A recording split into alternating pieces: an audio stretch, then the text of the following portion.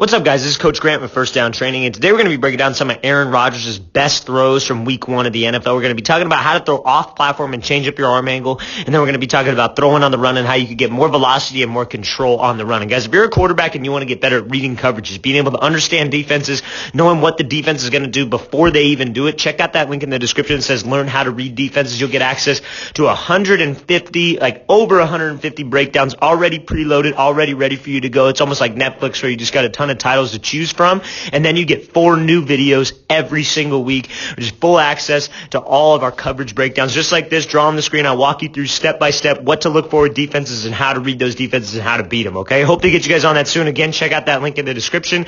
Let's get started with this breakdown. So, first things first, we're going to be talking about how he throws this thing off platform, how he's able to stay square with his shoulders, hips, and he changes up this arm angle perfectly to make this accurate shot. So let's watch it full speed again. So again, he just pulls up on a dime, changes up this arm angle, and threads that needle into this throw. So let's talk about what makes this throw work, because you see this is a very common thing nowadays, especially with quarterbacks, and you see it all the time, guys working these throws when they're practicing and stuff like that, working on changing up their arm angle, right? It's so beneficial to have this skill, but a lot of guys don't have this skill because they aren't disciplined with their upper half, and that's what we're going to talk about with Rodgers. Rodgers is one of those great abilities to be able to rotate and create force without having to swing his whole body out of there, right? He's able to just turn straight down that line and rotate, like think of it like you're standing in a big hula hoop, and you want to be able to just rotate in that hula hoop, and get those hips through to get the ball to snap through, right? Very twitchy. That's what everybody likes to say. So you see when he pulls up here, his feet aren't set, right? A lot of people think that they always got to have this back foot set to the target, right? That's not what an off-platform throw is. Off-platform is when it's exactly how it sounds.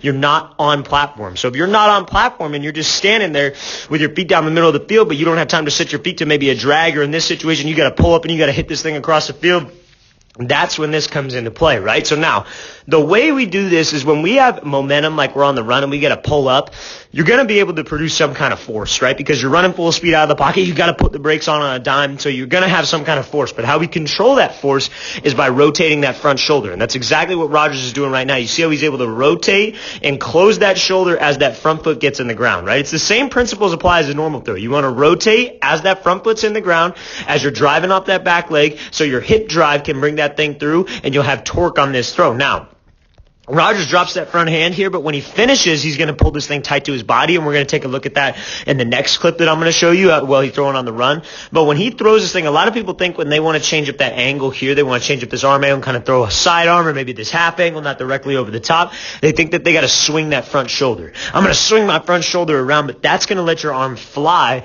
and you're not going to be able to change up the arm angle. The thing about changing up your arm angle is you got to manually do it, and think about like trusting your hands. Think about like you're playing shortstop, you're playing baseball. For those of you that play baseball, and you're trying to turn two, and it's just a quick little transition. You're just trusting your hands right to that second baseman so he could get it out as fast as possible. Kind of the same idea. It's not about getting it out as fast as possible while you do want to get it out quick, but to be consistent, you got to trust those hands. That's the thing that I tell my quarterbacks that I work with when we work off platform throws, because you could have all the momentum in the world. You could rotate your shoulders perfectly, but if you just let your hands drop and you don't actually finish on this thing, you're not going to have any power. You're not going to have any control, I would say. Not so much power. You're not going to have any control. We want to have control. So again, reason why his arm doesn't fly outside of his frame, you see how level his shoulders are, how level his hips are, and he's trying to stay as level as he can to this throw, right? If you could stay square, the reason why I call it square is because you should be able to draw a square with your body.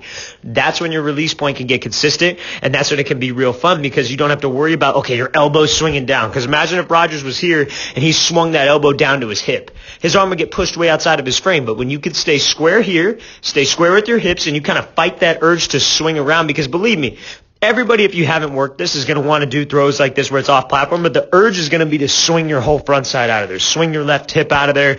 Swing your left shoulder to where your hips are finished towards this opposite sideline, or sometimes even behind you. I've seen that.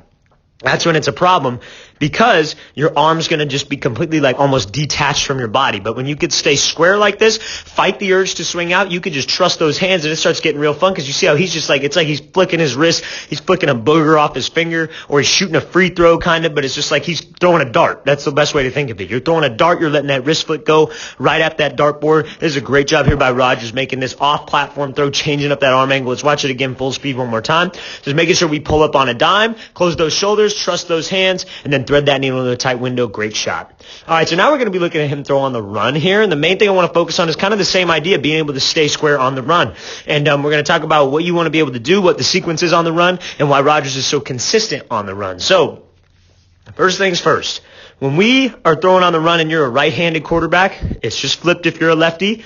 You step with your throwing side foot. So, to be able to produce torque, we want to be able to get that dissociation, right, of your hips and dissociating from your shoulders, right? So essentially what that means, I don't like all that fancy, this fancy talk that a lot of quarterback coaches try to teach because it's hard to understand. If you're a quarterback who's maybe first starting out and you have this coach who's throwing out all these fancy terms, it's hard to understand because it's like, what the hell is he talking about? I don't know what that means. And especially for younger guys, they don't know what that means. So you got to be able to break it down and explain it to them. So what that dissociation term means is essentially your hips are driving at the target as your shoulders are going back. So you're like pushing forward almost with your hips if you were throwing normally, and you're pushing back with your shoulders. So main thing is that we want to step with the right leg in the direction of the throw because that will get your hips torqued to the target, right? So you see how Rodgers steps, and as he's stepping, as he's getting that right foot in the ground, that's when he starts that backstroke and gets to that quote-unquote opposite L angle, right? And when we get to that opposite L angle, your front shoulder should be somewhat closed. Like you're looking down the barrel of a gun, like you're closing that shoulder. Okay, I'm going to close that shoulder to the target. Now,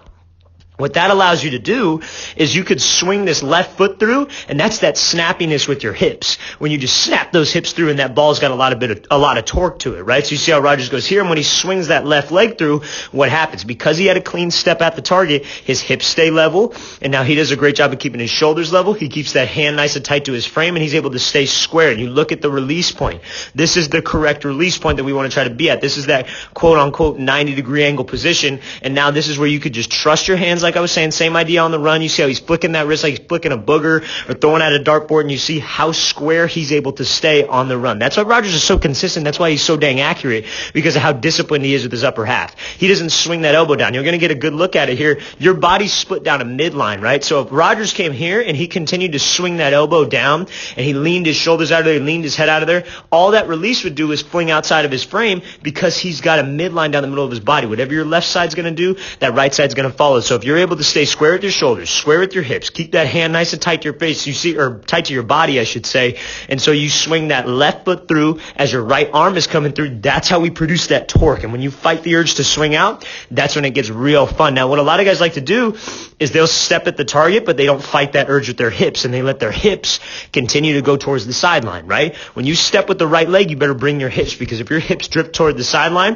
you're going to be kind of throwing across your body. You're going to be trying to fight this motion, and then you're going to be falling out of this throw. That's not what we want. We want to be able to get my hips to this thing, like I said, your shoulders to this thing, keeping your arm tight to your frame so you get that nice clean release point. You see how level he keeps his head, he keeps his chin at the same spot throughout the throw.